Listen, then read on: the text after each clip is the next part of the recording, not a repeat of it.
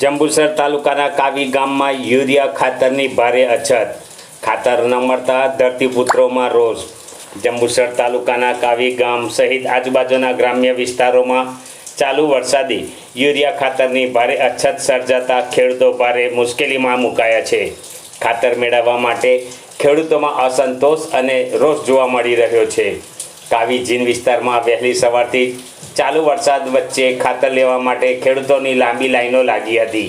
કલાકો સુધી લાઈનમાં ઊભા રહ્યા છતાંય પૂરતો સ્ટોક ન હોવાથી અનેક ખેડૂતોને ખાતર લીધા વગર જ નિરાશ થઈને પરત જવું પડ્યું હતું.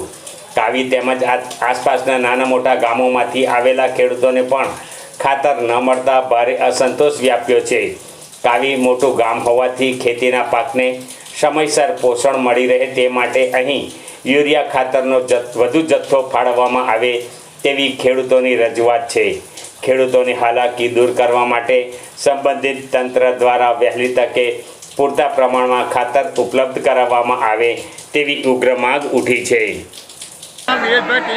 ગામ કિમોદ હું 4 વાગ્યા લાઈને ઉભો તો યુરિયા ભાગ નથી આવતો અને ભગવતીભાઈને પેલા હું ના પેલા ચેરમેન તમારા એ લાઈન પહેલાં ભેણે પાડી, પછી અહીં લાઈન પાડી, પછી અહીંથી ભેણે પાડી, પછી હજી અહીં લાઈન પાડી.